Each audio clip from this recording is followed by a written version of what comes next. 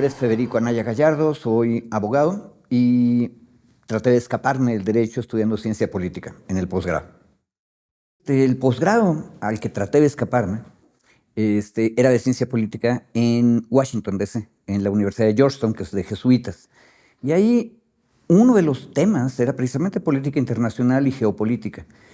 Y esto último, la geopolítica, es una cosa rara de discutir en México.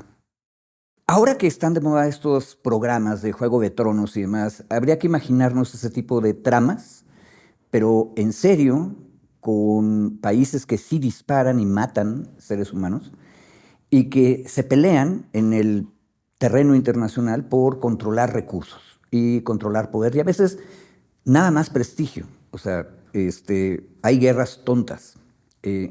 Pero geopolítica tiene que ver con dominio del territorio, dominio de recursos y la influencia política de distintas potencias. Es más, la palabra potencia para referirse a estados es buena, porque nos dice qué tan potente es un actor, qué tan potente es el otro. No tengo las cifras exactas, pero tú puedes imaginarte que las potencias nucleares son, no primero Estados Unidos, Rusia tiene más ojivas nucleares, no me acuerdo exactamente las cifras, pero vamos a poner, tiene 2.000, Estados Unidos tiene 1.000, China tiene 300. Una ojiva nuclear significa que puedes destruir una ciudad. Esas son las grandes potencias. ¿Y por qué menciono esto? ¿Qué tiene que ver con México? Que México no ha tenido nunca necesidad de discutir eso, desde que, después de la crisis de los misiles en Cuba, México lideró a toda Latinoamérica con la aceptación de Estados Unidos y de la Unión Soviética para que toda la mitad sur del hemisferio occidental no tenga armas nucleares. Lo cual es muy cómodo, porque entonces no tenemos que preocuparnos de que seamos blanco nuclear. Ahora, México está muy cerca de Estados Unidos, entonces ellos sí son blanco nuclear, eso es importante recordarlo. Entonces a México no le conviene una guerra entre las potencias nucleares. Ojo, y no importa que estén lejos los enemigos. Estas potencias que acabo de mencionar pueden mandar sus ojivas a través de continentes. Entonces es sumamente peligroso. Entonces México no tiene armas nucleares, también no tuvimos que gastar en ejército. Es una cosa bien divertida. Si estás abajo del paraguas nuclear de Estados Unidos, puedes dedicar tu dinero a otras cosas. En otras palabras, no todo es feo en la posición de México cerca de Estados Unidos.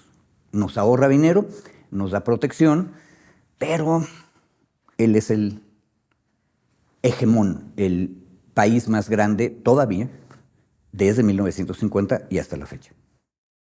Probablemente desde el siglo XIX, el destino económico de México era estar unido económicamente con el norte. Ahora, al principio del siglo XIX el norte era mexicano, era el septentrión mexicano.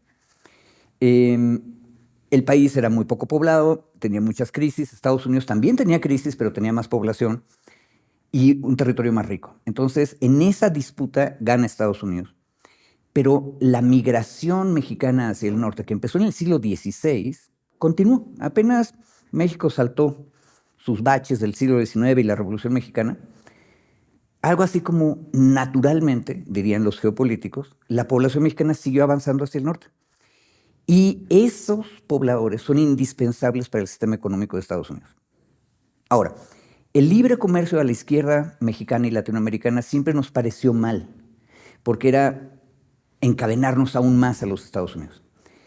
Pero hay cierta sabiduría en los plebeyos. Los plebeyos saben a dónde hay dinero para ganar un salario mínimo un poquito mejor que el que estoy ganando acá en mi país. Entonces, esa migración hormiga nos hizo socios. Muy tarde los criollos ricos mexicanos se dieron cuenta que también era negocio. Ojo, siempre van a la saga los de arriba. Los de abajo ya habían empezado el asunto. Y mi argumento es, nuestro destino socioeconómico es en la asociación con Estados Unidos, pero tendría que ser una asociación seria, más o menos equilibrada. Andrés Manuel lo decía así, en Chapultepec, hace como 3 años, 4 años, reunión de los cancilleres de la CELAC. Todos los cancilleres sudamericanos vienen bien entusiasmados porque ya no vamos a tener OEA, ahora vamos a tener CELAC, y Andrés Manuel les dice, hay que invitar a Estados Unidos y a Canadá a la CELAC. Y lo dijo bien clarito. El hemisferio completo tiene que hacer una competencia pacífica, comercial, abierta, sincera, al bloque euroasiático, dominado, muy probablemente por los siguientes 100, 200 años, por China. Y también sugirió algo Andrés en ese discurso en Chapultepec.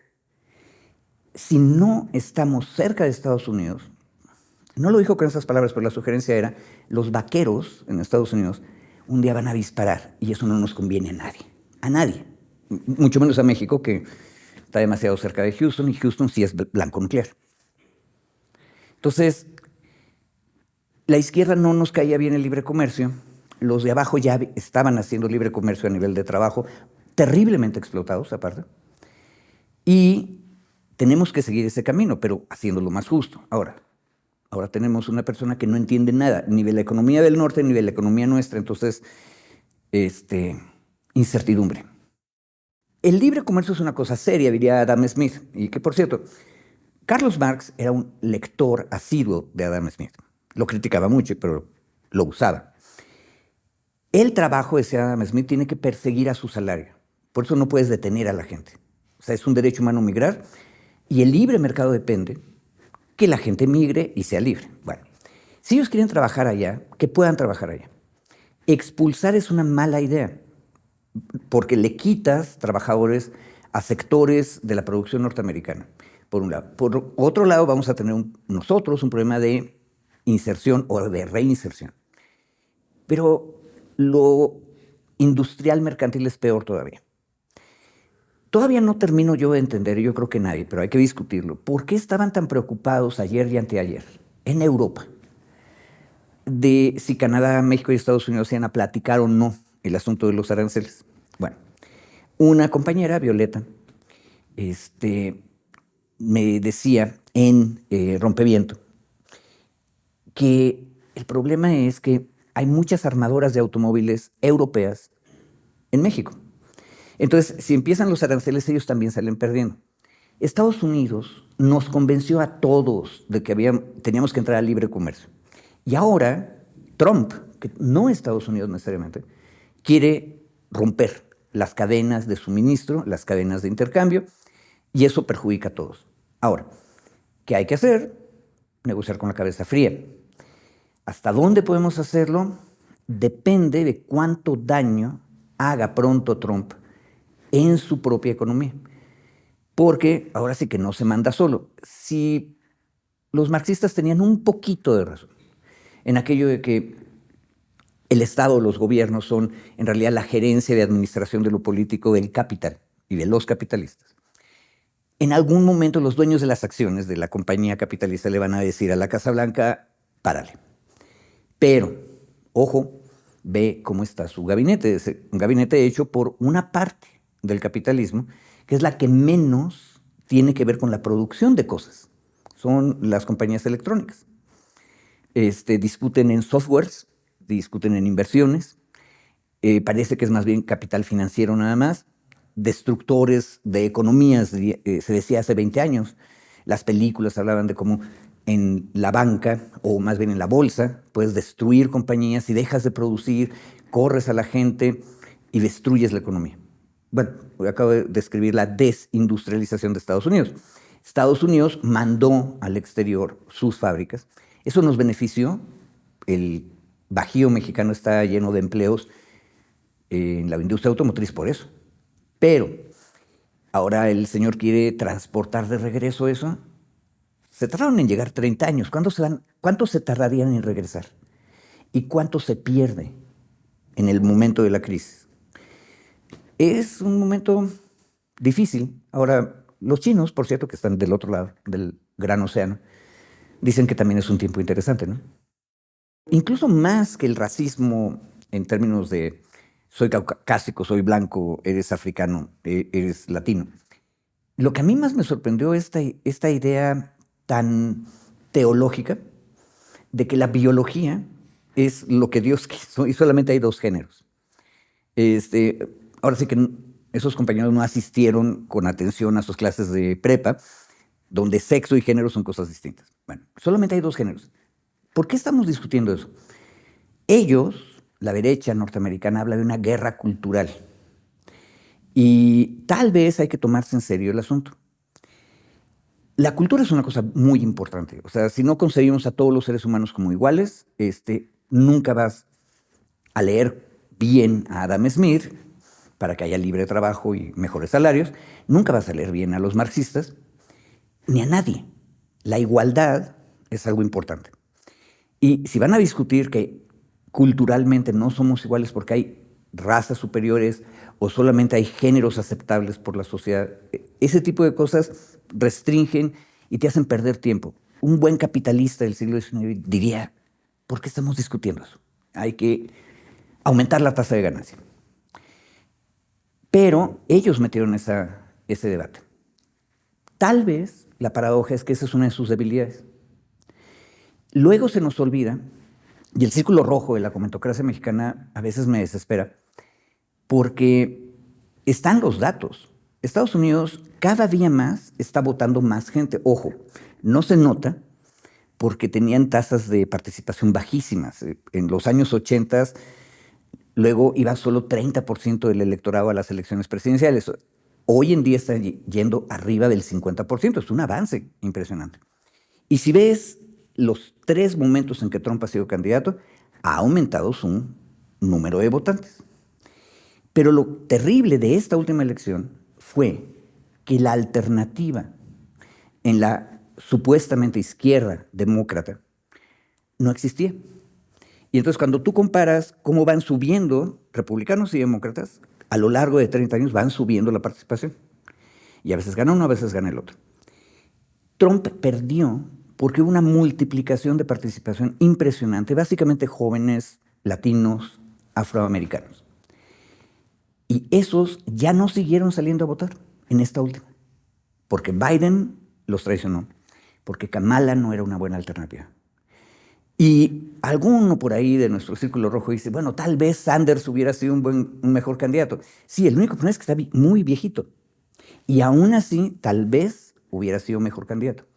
Pero mi punto, si lo que acabo de explicar es cierto, entonces significa que Trump bien hubiera podido perder. O sea, si tú ganas porque el otro es muy débil, no es una victoria de la que debas presumir demasiado.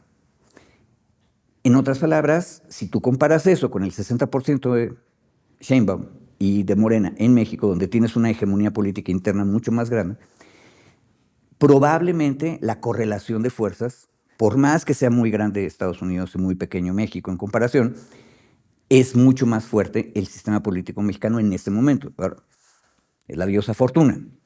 A los canadienses no les dio lo mismo la diosa Fortuna. Tienes un sistema político en crisis. El primer ministro tiene que renunciar en el momento de la llegada de Trump y se equivoca al lidiar con el nuevo presidente de Estados Unidos. Entonces, fíjate, los canadienses, nosotros sentimos que nos estaban abandonando hace como un mes, ¿te acuerdas? Porque decían, sí, todo lo que llega a Estados Unidos y la culpa es de México. Sin embargo, México lo que hizo inmediatamente cuando aparecieron las últimas amenazas fue decir, voy a hablar con Canadá. ¿Por qué? Porque eso es lo razonable. Porque Canadá no es tan pequeño como México, pero comparado con Estados Unidos todos somos enanos. Entonces lo razonable es estar unidos para ver qué es lo que pasa. No está mal, pero no sabemos qué es lo que vaya a pasar después. Ahora, yo nada más diría una cosa en términos de actitud. Hay que tomarnos en serio como actor geopolítico. Fíjate cómo fue completamente distinta la manera en que reaccionó Estados Unidos frente a Colombia o frente a Canadá, frente a México. Hubo un rumor raro de que México no había dejado aterrizar un avión. El rumor venía de allá, o sea, no nació en México. ¿Era cierto o no era cierto? A mí me quedó la impresión de que Estados Unidos no pidió cosas que México le podía decir que no. En cambio, con Colombia sí, mandó los aviones, aterrizaron y la gente iba encadenada muy indignamente, se quejó Brasil, y también se quejó Colombia de eso. En México todas las cosas fueron mucho más calladas porque Somos el primer socio comercial. No por mucho, todos los socios comerciales de Estados Unidos están como por el 10% de su economía. ¿Sí? Y ellos son el 80% de la nuestra. Esa es otra de los desequilibrios. Pero somos el más cercano. La frontera no es nada más un problema para nosotros, es un problema geopolítico para ellos. Y una cosa que yo no esperaba, porque en esto hay que ser siempre pesimistas. Estas manifestaciones, que comparadas con las que hay en México, son muy chiquitas, pero hay que recordar que el tránsito en Estados Unidos es mucho más estricto.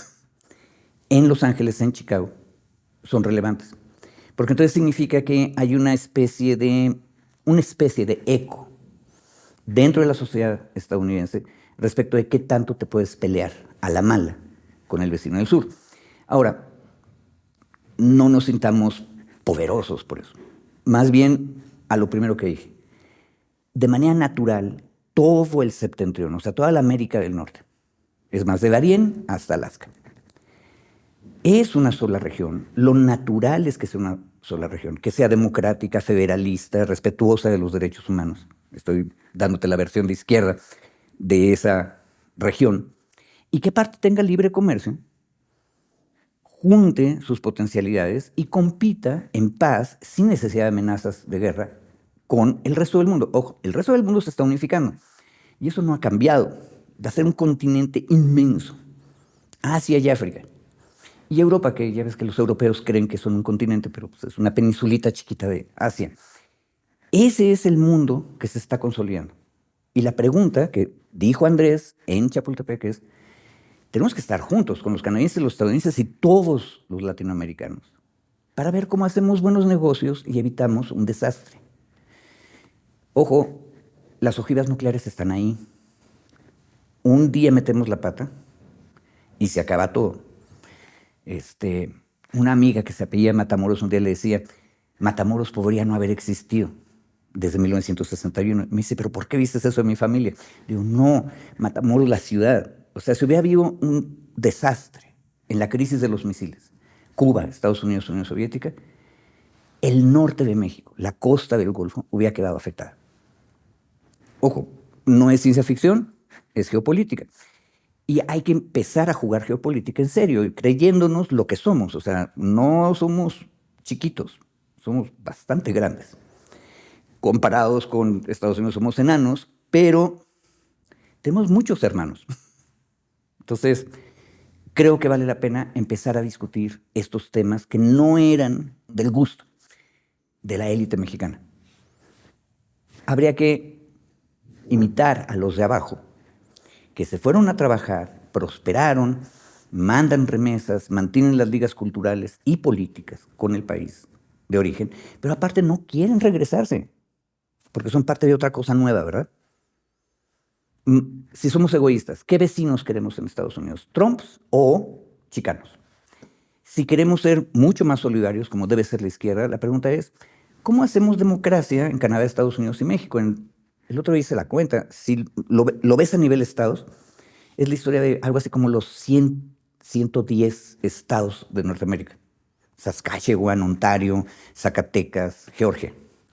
¿Qué dice el pueblo, la gente de abajo, en cada una de esas unidades políticas? Eso también es geopolítica.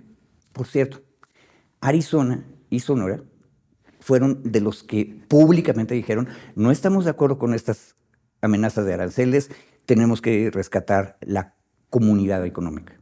Ojo, son dos estados, que están mucho más unidos entre ellos que las tres federaciones. Bueno, perdón por el rollo. La cabeza fría no es nada más que no nos dejemos llevar por impulsos.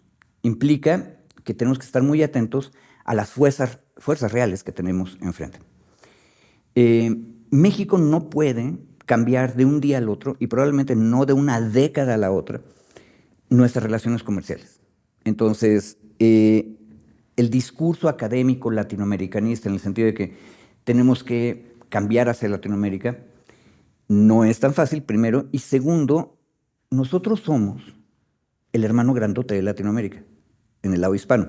Los brasileiros son el lado portugués, y también son grandes, pero ellos están jugando otro juego de entrada. Ellos, como están más lejos de Estados Unidos, juegan a los BRICS, La B de BRICS es Brasil, para empezar, y están más lejos. Pero toda Latinoamérica no compensaría económicamente nuestra relación con Estados Unidos y Canadá. En lugar de pensar que estamos traicionando a Latinoamérica, tendríamos que pensar cómo le hacemos para asegurar esto y nosotros ser el puente para integrar a Latinoamérica. Y ahorita, quien me esté escuchando va a decir, eres un hereje, estás diciendo lo que Bush segundo quería, que era el ALCA. No.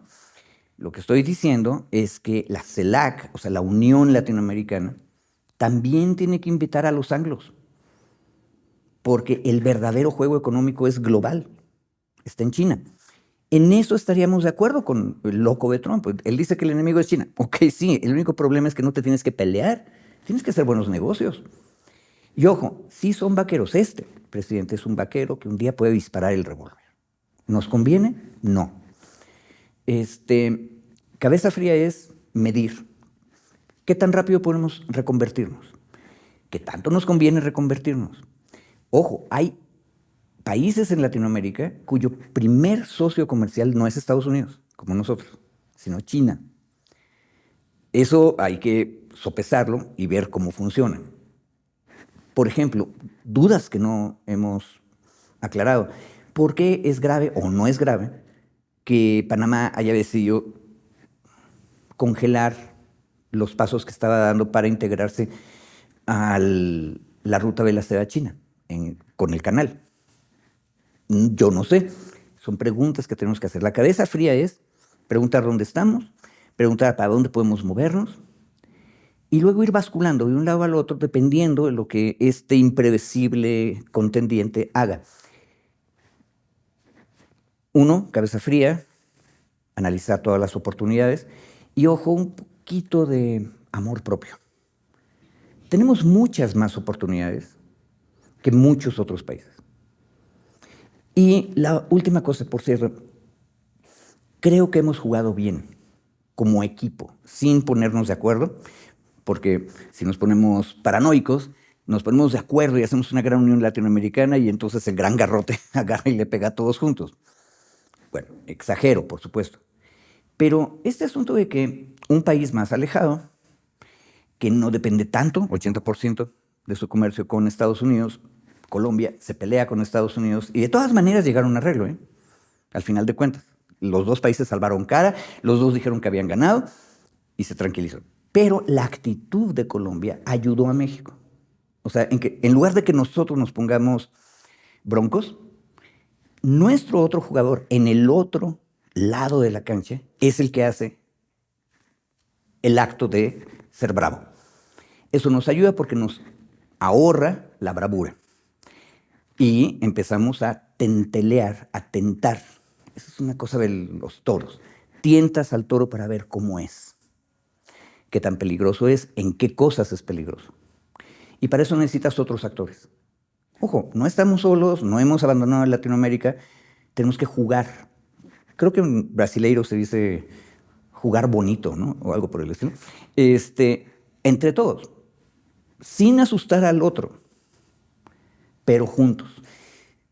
Esa es la otra cosa. Frialdad, cabeza fría significa que el corazón y los sentimientos, las emociones románticas, las tenemos que tener guardaditas aquí, son importantes, pero controladas. Espero haber sido claro. Uno mete las emociones y no hay manera de ser claro. Me llamo Federico Anaya Gallardo, soy abogado y politólogo. Los invito a ver 4TV. Las discusiones que se dan aquí valen la pena. Hay 1000 cosas que hay que empezar a discutir.